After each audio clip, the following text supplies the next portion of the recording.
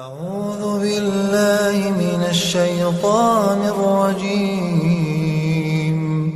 بسم الله الرحمن الرحيم. الحمد للہ وکفا والسلام علی عبادہ الذین اصطفیٰ۔ امام ترمذی رحمہ اللہ نے سیدہ کائنات ام المؤمنین حضرت عائشہ صدیقہ عفیفہ رضی اللہ تعالی عنہ سے نقل کیا ہے کہ ما شبع آل محمد صلی اللہ علیہ وسلم من خبز الشعیر یومین متتابعین حتی قبض رسول اللہ صلی اللہ علیہ وسلم، کہ نبی علیہ السلام کی وفات تک حضور پاک صلی اللہ تعالی علیہ وسلم کے اہل و عیال نے مسلسل 2 دن کبھی جو کی روٹی سے پیٹ بھر کر کھانا نہیں کھاتا۔ یہ حدیث ہمارے لیے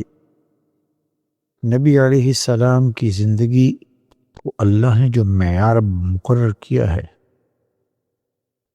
اور اس اعتبار سے کہ آپ علیہ السلام امت کے لیے سب سے بڑے معیار، کہ آپ علیہ السلام نے عملاً امت کو بتا دیا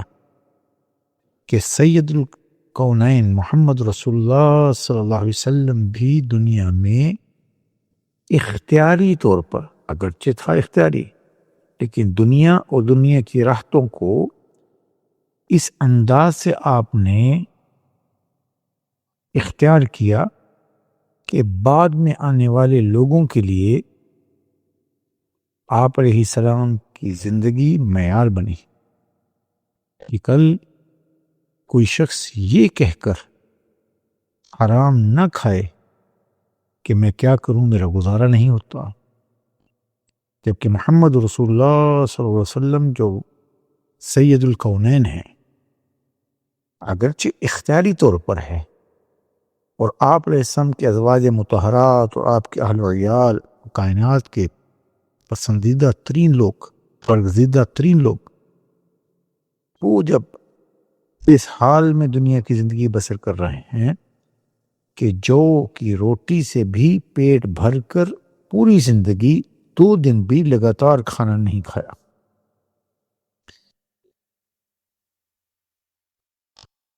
اس میں ایک علمی اشکال علماء نے نقل کیا ہے کہ نبی علیہ السلام سے بعض اوقات یہ بھی ثابت ہے کہ آپ اپنی ازواج مطہرات کو 1 سال کا نفقہ اکٹھا مرحمت فرما دیا کرتے تھے، اور اس حدیث میں یہ ہے کہ لگاتار 2 دن جو ہے پیٹ بھر کر بھی نہیں کھایا، تو بظاہر تعارض محسوس ہوتا ہے۔ علماء نے اس کی توجیہ نقل کی ہے، اور اس میں یہ کہ نبی علیہ السلام ازواج مطہرات کو پورے سال کا ذخیرہ یعنی ان کا جو نفقہ بنتا تھا وہ دے دیا کر دیتے تھے، جب اللہ نے دیا وسعت دی، دے دیا۔ تاہم ازواج مطہرات بھی حضور علیہ السلام کی مبارک صحبت کی وجہ سے ایسی سخی تھیں کہ شوق ثواب میں سب ہی صدقہ فرما دیتی تھی۔ اور بعض علماء نے یہ بھی احتمال نقل کیا ہے کہ یہ سال بھر کا نفقہ اسی حساب سے ہو کہ مسلسل 2 دن کی روٹی کا حساب نہ بیٹھتا ہو، کبھی روٹی، کبھی کھجوریں، کبھی فاقہ۔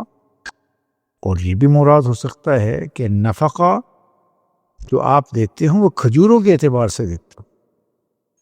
کہ اس حدیث میں روٹی کی نفی ہے، عمومی نفقہ کا انکار نہیں ہے اور کھجوروں کا بھی انکار نہیں۔ بہرحال نبی علیہ السلام کے گھر میں، نبی علیہ السلام کے گھر میں جو کی روٹی جو پکتی بھی تھی وہ بھی بقدر ضرورت۔ لا کان یفضل عن اہل بیت رسول اللہ صلی اللہ علیہ وسلم خبز شعیر، کہ وہ جو کی روٹی بھی جو پکتی تھی وہ بھی اتنی اضافی نہیں ہوا کرتی تھی کہ بچ جائے، اس کی مقدار بقدر ضرورت ہوتی ہے، اور بچتی اس لیے بچے کے پیٹ بھرنے کو بھی کافی نہیں ہوتی تھی۔ اور حضور علیہ السلام کے ہاں مہمانوں کی کثرت، اور اہل صفہ تو مستقل طور پر نبی علیہ السلام کے مہمان تھے۔ چنانچہ ہمارے لیے نبی علیہ السلام کی مبارک زندگی میں حدیث سے یہ سبق ملتا ہے کہ ہمارے نبی علیہ السلام جو سید الکونین ہیں، اس مجاہدہ سے آپ نے زندگی گزاری ہے۔ ہم اپنی روزمرہ کی زندگی کا اور اپنے دسترخوان کا ذرا